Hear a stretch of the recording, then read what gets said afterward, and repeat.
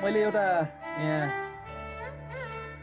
आनी छोइङ डोल्मा को चाहिँ एउटा प्रेजेन्टेसनमा उहाँले एउटा चाहिँ सानो कथा चाहिँ भन्नुभएको थियो।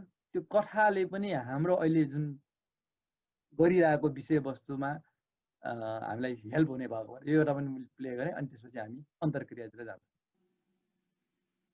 She was a great teacher with very skillful way of teaching. So she had many disciples. Among her many disciples, her son was also her disciples. So one day she decided to teach one of her sons. And to do that, she went to look out for a corpse, a dead human body. Probably in Tibet it was easy to find because the tradition of the sky burial, you know.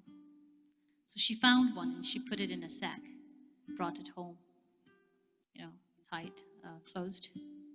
And she called her son and said, "Son, take this sack with you tonight. I would like you to make it your pillow tonight when you sleep." And when he asked what's in it, she said, "There's a dead goat in it." She didn't tell him there was a corpse in it. So as he was told that there's a dead goat, which is an animal we eat, he thought no problem. So he took that sack home and slept that night, making it his pillow. And he slept very well. The next day he came back to his mother, and mother asked him, "Did you sleep well, son?" And he said, "Yes." Then she had prepared another sack, actually, in which she actually had a dead goat in it. But when she gave it to him and said, "Here, take this sack today. There's a corpse in it. I want you to do the same thing as you did it with the previous sack. Make it your pillow tonight when you sleep." The moment when he was told there's a dead corpse in it, he was hesitant. But as she was not only the mother, but also the teacher, he had to obey her. So he took that sack and tried to sleep that night, but he could not sleep well. Whole night he turned around. And the next morning, he went to see his mother again, and mother asked him the same question. "Did you sleep well, son?" And he said, "No." And then she asked him, "Okay, open that sack, the sack that you were not able to sleep well with." And he opened it, and that was just a dead goat in it. Then she asked him to open the previous sack, the sack that he was able to sleep very well with. And that was the corpse. You call it corpse or corp? Corpse. Did you get it? And this reminds me of an experience almost more than 10 years ago. Back once I was in Washington, D.C., and I was performing, and then I shared the same story to the audience, and I asked, "Did you get it?" And one of the audience stood up and said, "I got it." And very excitingly, he said, "I got it." And somehow I wanted to know what he got. So I said, "What did you get?" And he said, "Well, that's pretty simple. It's just that you shouldn't trust your mother."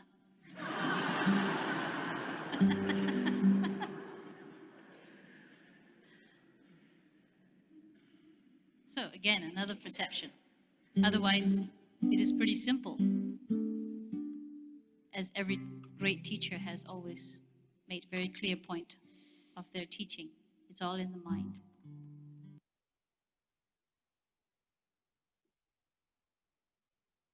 यो एउटा story जुन चाहिँ हामीले अहिले प्रसङ्ग कुरा गरिरहेसँग चाहिँ यो उपयोगी हुने भएकोहरू मैले प्ले गरेँ।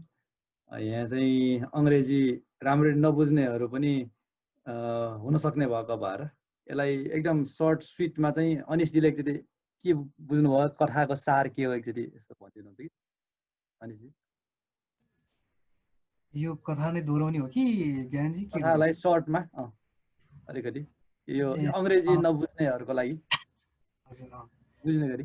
कथाको प्रसङ्ग चाहिँ एकजना आमा हुन्छ जुन चाहिँ अब आफ्नो छोराको टिचर पनि हुन्छ।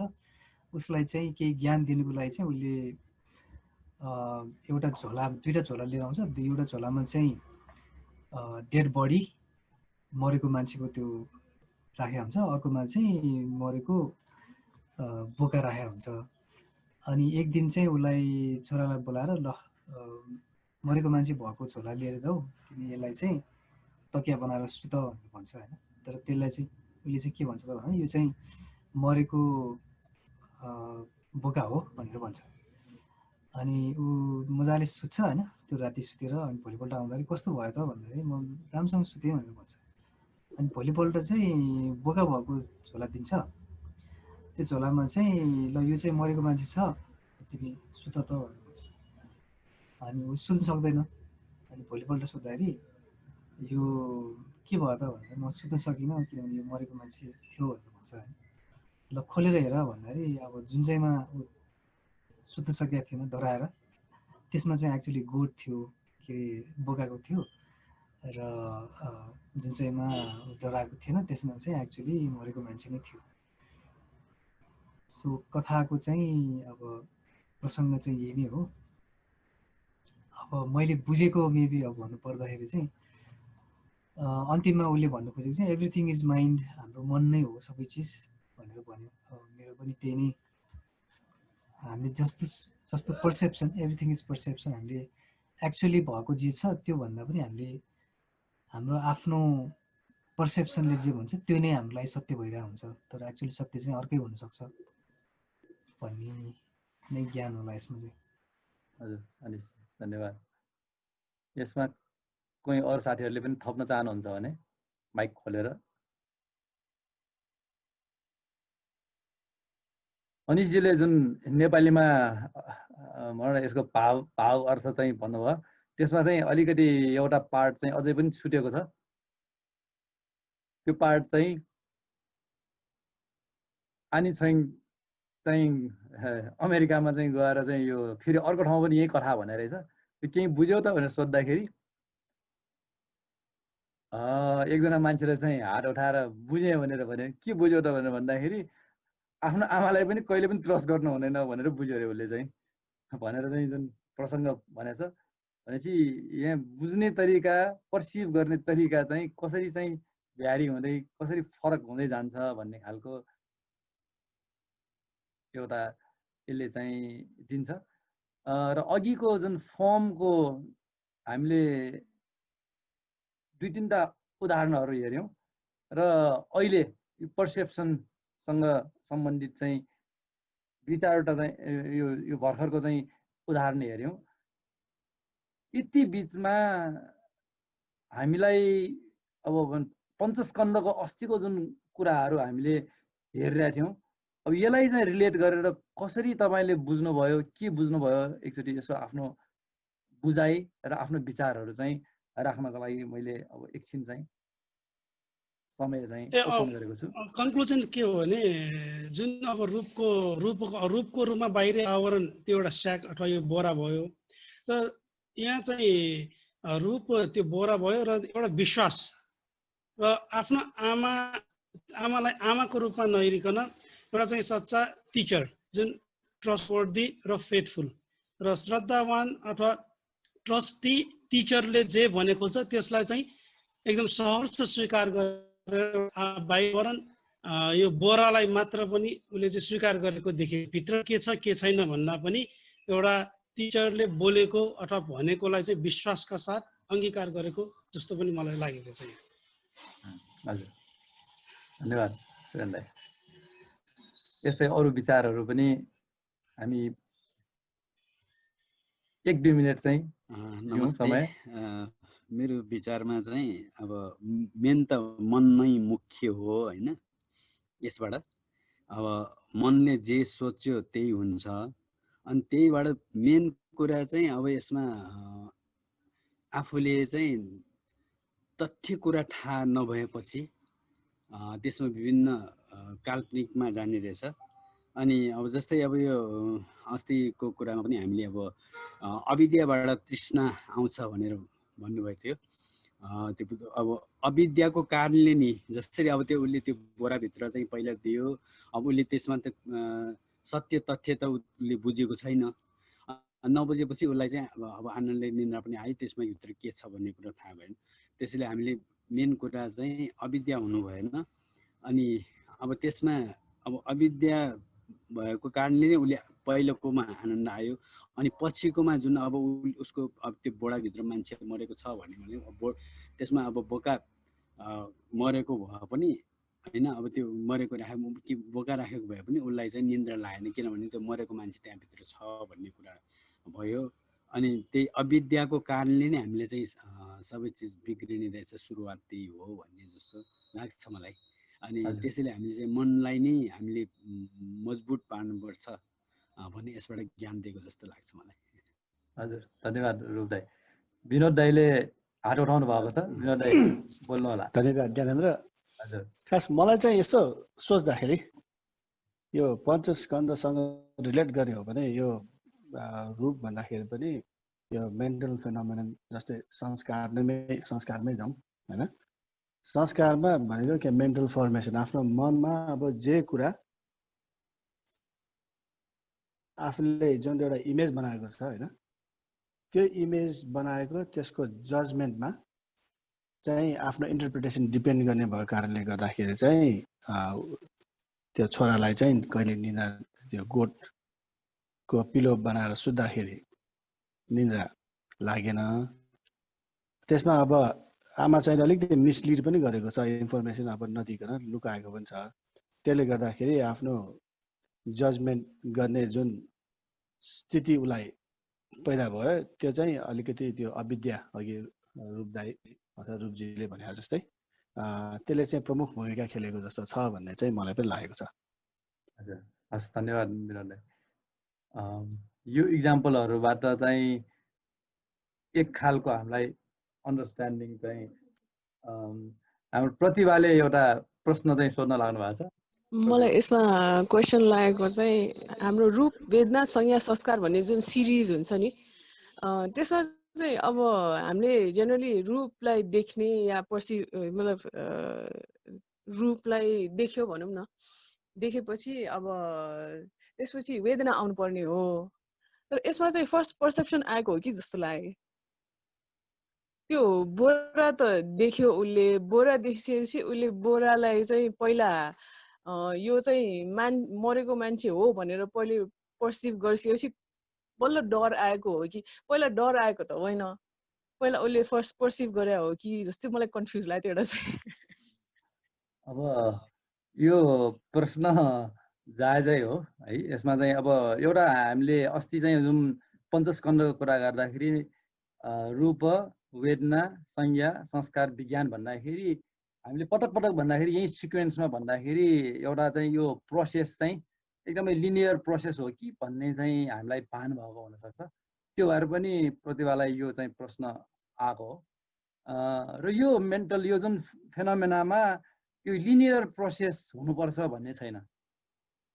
जस्तै रूप, हाम्रो आँखाले कुनै रूप चाहिँ स्पर्श गर्दाखेरि अथवा रूप चाहिँ मा चाहिँ सम्पर्कमा आउँदाखेरि आउने बित्तिकै अब जस्तै कुनै चिज हामीले छोयो भने त्यो छोएको नरम अथवा चाहिँ कडा अथवा चाहिँ तातो अथवा चिसो जुन हामी फिल गर्छौँ त्यो वेदना हो। त्यो वेदना आइसकेपछि तपाईँले त्यसलाई संज्ञा गर्न पनि सक्छ, पर्सिभ गर्न पनि सक्छ, अथवा चाहिँ तपाईँले पर्सिभ गर्न थालिसकेपछि अब त्यसपछि तपाईँलाई मनमा फिलिङहरू, त्यसपछि चाहिँ जिउ सिरिङ्ग हुन थाल्ने अथवा चाहिँ विभिन्न प्रकारको चाहिँ वेदनाहरू, जिउभरि चाहिँ त्यस्तो संवेदनाहरू चाहिँ सेन्सेसन्सहरू डेभलप हुन पनि सक्छ। त्यसैले यो दुवै वेमा चाहिँ सेन्सेसन्सको लाई चिनेर त्यसलाई चाहिँ हामी नाम दिएर संज्ञा दिने पनि सम्भावना, त्यस्तो पनि अवस्था आउँछ भने संज्ञा गरिसकेपछि हाम्रोमा चाहिँ त्यसपछि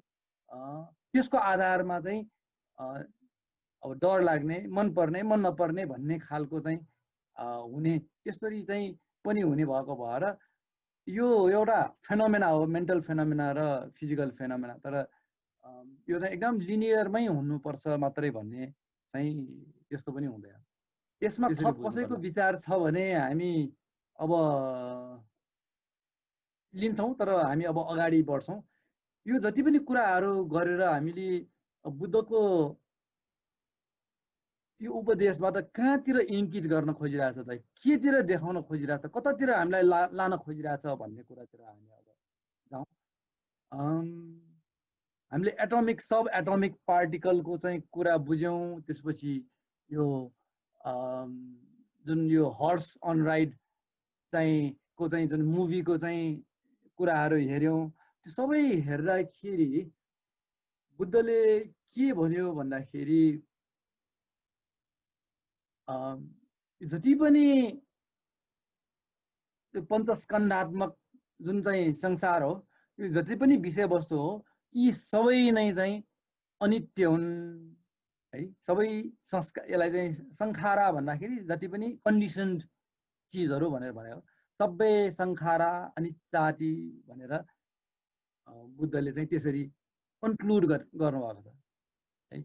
अब यो अनित्य भन्ने शब्दलाई चाहिँ हेर्ने हो भने, जस्तै सब एटोमिक लेभलमा हेर्ने हो भने पनि त्यो भाइब्रेसन्सहरू, भाइब्रेसन भनेकै त्यहाँ उत्पत्ति हुन्छ, विनाश हुन्छ। त्यहाँ केही चिज चाहिँ उत्पन्न हुन्छ, उठ्छ, त्यसपछि विनाश हुन्छ, फेरि उठ्छ, विनाश हुन्छ। यो प्रोसेस चाहिँ चलिरहेको छ है। अब हामीले ग्रस लेभलमा हेर्ने हो भने पनि, ग्रस लेभलमै हेर्ने हो भने पनि अब यो एउटा यो पिक्चर एकदम पपुलर पिक्चर छ। यो पिक्चर चाहिँ हामीले हेर्छौँ, जस्तै एउटै मान्छे चाहिँ डिफ्रेन्ट एजमा चाहिँ फोटो खिच्यो भने, जस्तै यो अघिल्लो दुईटा चाहिँ पिक्चर हेर्ने हो भने खासै तात्विक भिन्नता हामी पाउँदैनौँ, तर त्यहाँ भिन्नता छ। अर्को पिक्चर हेर्ने हो भने यो दुईटाको बिचमा त्यति धेरै फरक छैन, तर यो यति ग्रेजुअल्ली, यति सूक्ष्म तरिकाले चाहिँ यो चाहिँ परिवर्तन भएको चाहिँ छ कि हामीलाई लाग्छ उही मान्छे हो जस्तो लाग्छ। तर यो 5, 7, 8 वर्षको चाहिँ ग्यापमा चाहिँ यदि फोटो खिच्यौँ भने एकजना मान्छेको फोटो चाहिँ यो प्रकारले देख्छ। अब यसको मतलब के हो? पक्कै पनि मान्छे चाहिँ 10-10 वर्षमा चाहिँ परिवर्तन हुँदो रहेछ भन्ने खालको चाहिँ एउटा कन्क्लुड गर्न सकिन्छ है। अब यो चाहिँ फोटो हेरेर। तर बुद्धको अघिको जुन वाक्य हो, सबै संखारा अनिच्चाति भनेर जुन वाक्य हो, त्यो वाक्यमा हेर्ने हो भने यो रूप, यो हाम्रो शरीर नै भनौँ, विषयवस्तुहरू हो, यो परिवर्तनशील छ। यो परिवर्तनको चाहिँ जुन टाइम ग्याप कति हो त भन्दाखेरि त्यसको चाहिँ ग्याप चाहिँ अब हामीले त्यो शब्दले भन्न नसक्ने अवस्था छ। कति सेकेन्ड भन्दाखेरि कति फ्र्याक्सन्स अफ सेकेन्ड भन्ने पनि हुँदैन। र त्यसलाई त्यसरी के भन्छ भन्दाखेरि मोमेन्टरी फ्लक्स। यो चाहिँ जस्ट चाहिँ कन्टिनम हो भन्छ, कन्टिनम। यो रूप चाहिँ भट्किन्छ, बिग्रिन्छ, मर्छ, अर्को रूप चाहिँ प्रकट हुन्छ, उत्पन्न हुन्छ। यो रूप चाहिँ उत्पन्न हुनु र यो रूप चाहिँ मर्नुको बिचमा ग्याप कति छ त भन्दाखेरि देयर इज नो ग्याप है। त्यो जस्ट कन्टिनम हो भनेर भन्छ, मोमेन्टरी फ्लक्स भन्छ। त्यो मोमेन्टको चाहिँ कुनै पनि त्यस्तो चाहिँ युनिटले चाहिँ यति ग्याप भित्र चाहिँ यो अर्को चाहिँ रूप चाहिँ बन्छ भन्ने चाहिँ छैन। त्यति सानो युनिटको चाहिँ टाइममा चाहिँ यो चाहिँ परिवर्तन हुन्छ भन्ने कुरा छ। भनेपछि अब हामी जन्मिएको, त्यसपछि जवान भएको, त्यसपछि चाहिँ मृत्यु भएको सम्मको हेर्दाखेरि अनित्यलाई चाहिँ एउटा ग्रस लेभलमा त बुझिरहेकै हो। तर जुन सब एटोमिक लेभलमा चाहिँ गएर हेर्दाखेरि त्यो एटम त छिनछिनमा एकदम भाइब्रेसन जस्तै मात्रै रहेछ।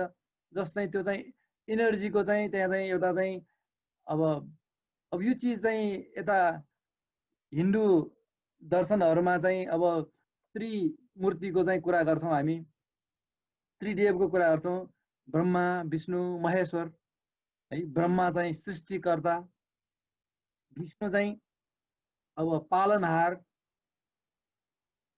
महेश्वर चाहिँ संहारकर्ता भनेर यो त सबैले सुनिराकै हो। अब सृष्टि कहिले गर्यो त भन्दाखेरि अब यहाँ वैज्ञानिकहरु चाहिँ यति बिलियन इयर्स अगो, यति बिलियन इयर्स अगो भनेर चाहिँ अब त्यतातिर गए है। अब शास्त्रहरुमै पनि यति करोड वर्ष अगाडिको, यति अरब वर्ष अगाडि चाहिँ सृष्टि भयो भन्ने खालकोतिर मान्छेहरु गए है। अब यो कहिले यो चाहिँ संहार जुन महेश्वरको कुरा गर्ने हो भने कहिले संहार हुन्छ त भन्दाखेरि अब यति वर्षपछि यो सबै प्रलय भएर सबै संसार सबै ब्रह्माण्ड नै सबै चाहिँ प्रलय भएर चाहिँ ध्वस्त हुन्छ भन्ने खालको पनि हामी बुझ्छौं। तर ट्रुथ चाहिँ के रहेछ भन्दाखेरि यो जुन अनित्यको चाहिँ थ्योरी अनुसार जुन ब्रह्मा विष्णु महेश्वर जुन चाहिँ यो उत्पत्ति स्थिति र भङ्ग भन्ने तीनटा स्टेट हो, यो कुनै टाइम पिरियड सम्म चाहिँ हामीले कुर्नु पर्दैन। यो मोमेन्टरी फेनोमेना हो। यो एउटा मोमेन्टमा उत्पत्ति हुन्छ, स्थिति र भङ्ग, उत्पत्ति स्थिति भङ्ग, उत्पत्ति स्थिति भङ्ग। जुन चाहिँ यो उत्पत्ति स्थिति भङ्गको चाहिँ जुन प्रोसेस चाहिँ यो मोमेन्टमा चाहिँ भइराख्ने हो। तर हाम्रो आँखाले त यो हेर्ने चाहिँ क्यापासिटी छैन। यो क्यापासिटी चाहिँ नभएको कारणले गर्दाखेरि हाम्रो आँखाले त यो मान्छे र यो मान्छे त उस्तै देख्छ। यदि यो पिक्चर मैले काटेर चाहिँ यो दुईटा पिक्चर देखाएँ भने यो दुईजना मान्छेको कि एउटा मान्छे भनेर सोध्दाखेरि हामीले एउटै मान्छे भन्छौं है। त्यसैले हामी आफैलाई पनि म 40 वर्ष अगाडि चाहिँ जन्मेको मान्छे, मलाई अहिले पनि म यही नै मान्छे जस्तो लाग्छ मलाई। र हामीले देखिएका हाम्रा घर परिवारका चाहिँ साथीभाइहरु पनि 20 वर्ष भेटेको मान्छे र अहिले भेटेको उही नै साथी जस्तो लाग्छ, उही नै आमा जस्तो लाग्छ, उही नै बुवा जस्तो लाग्छ, उही नै छोरा जस्तो लाग्छ। हाम्रो घर पनि हामी चाहिँ बनाएको घर चाहिँ 50 वर्षपछि पनि उही घर जस्तो लाग्छ, मेरै घर जस्तो लाग्छ, त्यही घरमा म बस्छु जस्तो लाग्छ है। यो चाहिँ हाम्रो प्रतीति हो, हामीलाई प्रतीत मात्रै त्यसरी हुन्छ। तर वास्तवमा अब अल्टिमेट ट्रुथ को कुरा गर्दाखेरि यो अनित्य हो, इम्परमानेन्ट हो। इम्परमानेन्टको पनि कुन हदसम्मको इम्परमानेन्ट हो भन्दाखेरि यो प्रत्येक मोमेन्टमा उत्पत्ति स्थिति भङ्गको जुन प्रोसेस चाहिँ मोमेन्टमा चाहिँ यो चाहिँ भइराख्छ भनेपछि अब हामीले देख्ने जस्तै मैले 5 मिनेट अगाडि बोलिरहेको म 5 मिनेट अगाडि नै मरिसकेको छ र अहिले म बोलिरहेको यो बोलिराख्ने मान्छे कम्प्लिटली नयाँ मान्छे हो र 5 मिनेट अगाडि बोल्ने मान्छेको सन्तान हो। त्यसैले बुद्ध शिक्षामा चाहिँ यो चित्त सन्तान, रूपको पनि सन्तान मात्रै हो भन्छ कि सन्तान। एउटा चाहिँ नष्ट भयो, अब फेरि त्यसैको फोटोकपी चाहिँ जस्तो गरी चाहिँ अर्को क्रिएट हुने र त्यो कन्डिसन अनुसार त्यो सेकेन्ड कपीमा चाहिँ के बदलाव हुन सक्छ, हुन्छ, किनभने त्यहाँ कन्डिसनहरु चेन्ज हुने भएको भएर अरु कन्डिसनले गर्दाखेरि त्यो हामी थाहा पाउँदैनौं र हामीलाई चाहिँ त्यही नै कपी चाहिँ त्यो जुन नष्ट भएर फेरि चाहिँ उत्पन्न भएको चाहिँ कुरो चाहिँ हाम्रो यो आँखाले चाहिँ हेर्न सक्दैन।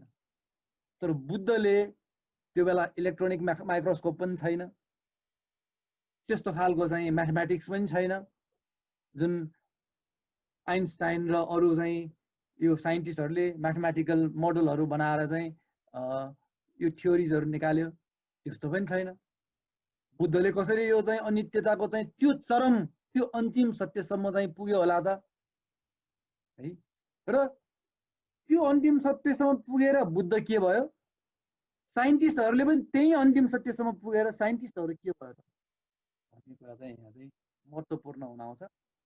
बुद्धले त्यही कुरा चाहिँ बुझेर बुद्ध आम मानवबाट बुद्ध भए, मुक्त भए, सबै प्रकारको चाहिँ कन्फ्युजनबाट बाहिर निस्के, सबै प्रकारको गल्तीहरू, राग द्वेष मोह आदि पापहरूबाट बाहिर निस्के भने अब साइन्टिस्टहरूले बाहिरबाट मात्र हेर्दाखेरि अब त्यो चाहिँ के को लागि उपयोगी भयो भन्दाखेरि विभिन्न इन्भेन्सनहरू गर्नको लागि, विभिन्न चाहिँ अब उपकरणहरू बनाउनको लागि उपयोगी भयो।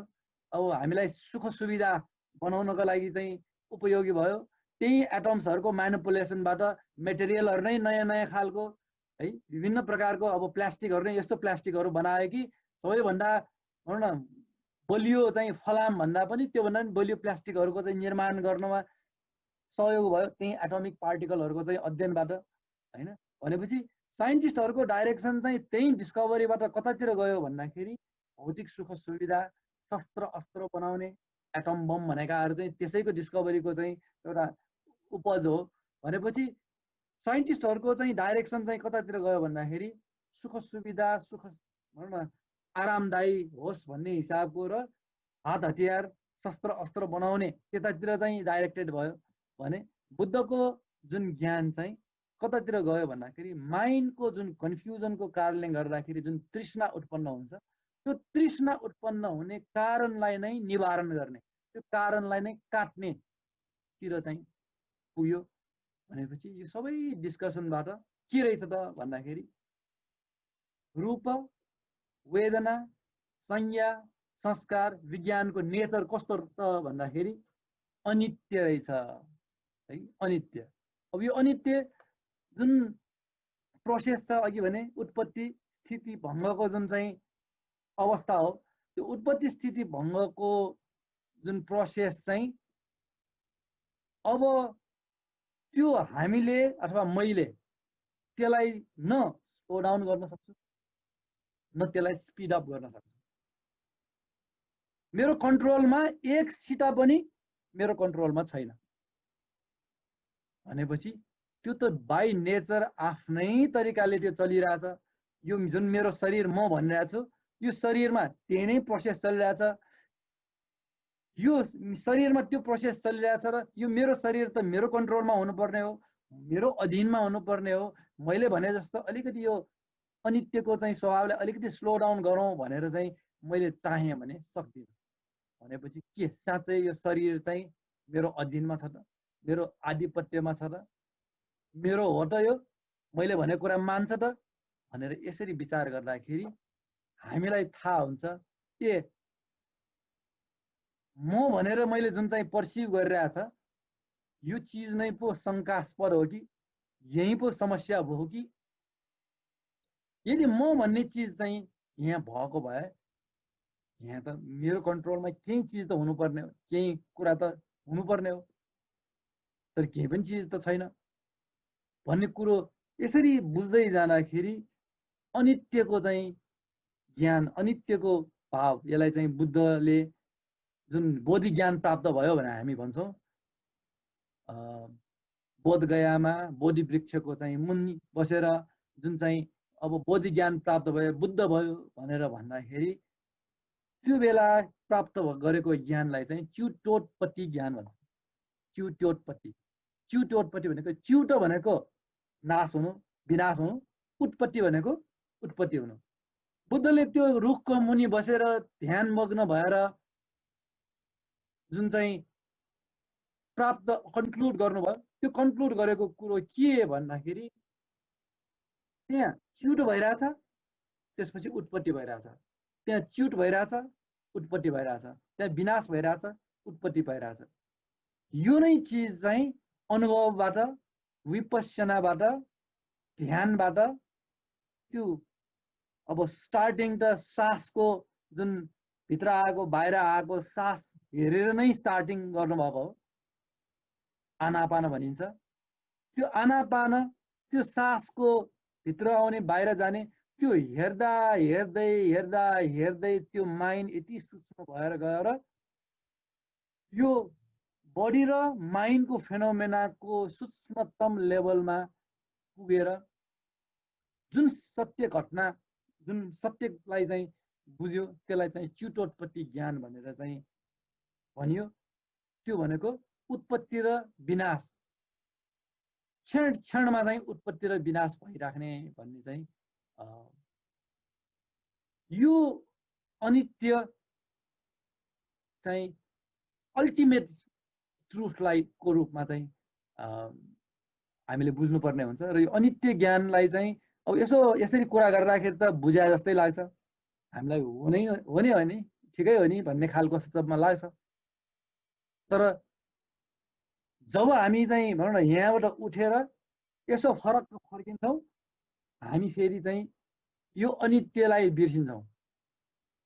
जुन अघिको चाहिँ प्रज्वलितो प्रकम्पितो भन्ने जुन छ त्यसलाई पनि बिर्साउँछ।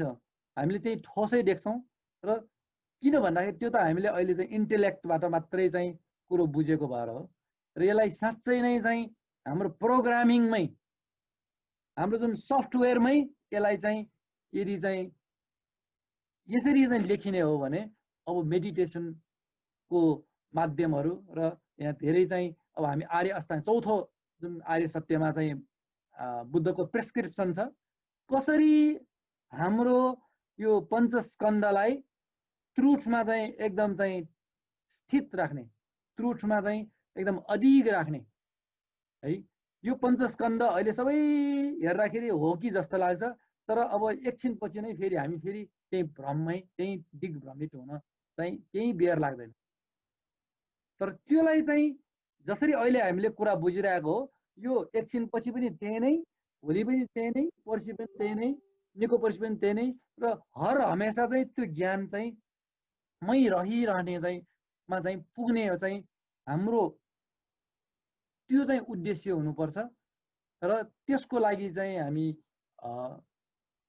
अब यसरी इन्टेलेक्चुअल हिसाबले चाहिँ बुझ्छौँ र ध्यानको माध्यमबाट, मेडिटेसनको माध्यमबाट चाहिँ हामी चाहिँ माइन्डलाई अझ एडभान्स लेभलमा पुर्याउने चाहिँ त्यो चाहिँ प्रोसेस हो बुद्धको। र यसरी चाहिँ लाइफ स्किलमा यो अनित्यको ज्ञानलाई युज गरेर तपाईँले ठुल्ठुलो दुःखहरू, ठुल्ठुलो घटनाहरू, अप्ठ्यारा अवस्थाहरू आउँछ, त्यो समयमा तपाईँलाई यदि अनित्यको चाहिँ इम्परमानेन्सको चाहिँ ज्ञान यदि छ भने, त्यो बेला तपाईँले सम्झिन सक्यो भने तपाईँको दुःख त्यही क्षणमा काटिन्छ, दुःख लाग्दैन है, अथवा दुःख निकै कम हुन्छ। कतिखेरसम्म तपाईँ दुःखमा रहन्छ भन्दाखेरि जतिखेरसम्म अनित्य तपाईँलाई चाहिँ याद आउँदैन, जतिखेरसम्म अनित्य तपाईँलाई थाहा हुँदैन, त्यतिखेरसम्म तपाईँ दुःख मनाउ गरिराख्छ। अब उदाहरणको लागि भनौँ न, सबैको घरमा कोही न कोही त बितेको हुन्छ, कोही त मरेको हुन्छ। त्यो मर्दाखेरि मान्छेहरू कुहाँ कुहाँ रोइरहेको हुन्छ। र कति समयसम्म रुन्छ त? कोही 1 दिन रुन्छ, कोही 10 दिन रुन्छ, कोही महिनौसम्म रुन्छ।